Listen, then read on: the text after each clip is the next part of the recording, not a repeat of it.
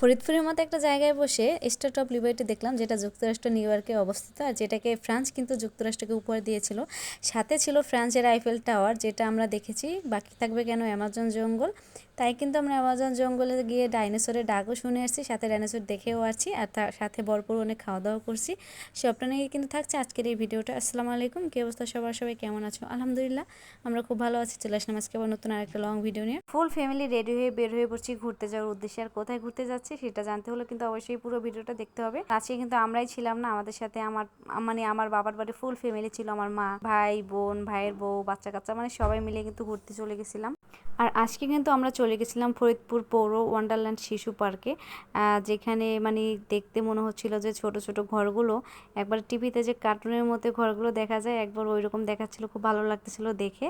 তো ভিতরে আমরা সবাই মিলে প্রবেশ করলাম। জারিন খুব এক্সাইটেড ছিল, সাথে আমার ভাইয়ের মেয়ে, সেও খুব এক্সাইটেড ছিল এটা ভিতরে ঢোকার জন্য, এটা ভিতরে কী আছে সেটা দেখার জন্য। তো প্রথমে ঢুকেই আমরা দেখতে পেলাম অনেকগুলো ফুল গাছ, তারপরে ফ্রান্সের যে আইফেল টাওয়ার।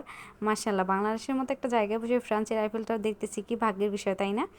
এখানে গাছগুলো সারিতে লাগানো ছিল, ফুল গাছগুলো মাশাআল্লাহ খুব সুন্দর দেখাচ্ছিল, আর খুব ভালো লাগতেছিল এখানে এসে। তারপরে এর মধ্যে দেখলাম যে ফুল দিয়ে একটা গেট বানানো, ছোট্ট একটা গেট, এখানে কিন্তু সুন্দর বসে ছবি তোলা যায়, দেখে বেশ ভালোও লাগে।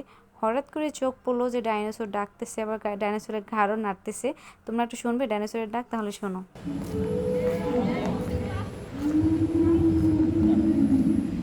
ডাকটা খুব ভয়ঙ্কর, তাই না? যাই হোক, ঘুরতে আসছি, বিভিন্ন রাইডে তো উঠতেই হবে, না হলে তো হবে না। তো যারই পারা আমি একটা রাইডে উঠে পড়লাম, এটা হচ্ছে হেলিকপ্টার, যেটা উপরে উঠবো অনেক। তো বসে পড়ছি আমি আর জারিনকে নিয়ে জারিন অন্য জায়গায় খেলতেছে। তো জারিফের হাতে যেই এটা একটা ধরে রাখছে, ওইটা টান না দিলে নাকি বেশি উপরে উঠবে না। এই জন্য জারিফ যেহেতু সামনে পড়ছিল, খুব জোরে টান দিয়ে রাখছিল।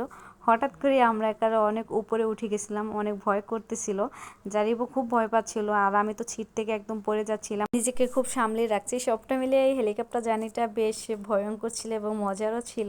যাই হোক, এখানে কিন্তু আরো অনেক রকমের রাইড ছিল, যেটা জারিন এবং আমার ভাইয়ের মেয়ে সবাই কিন্তু উঠছে। এখানে মানে সব রাইডের ভিডিও অবশ্য করা হয় নাই।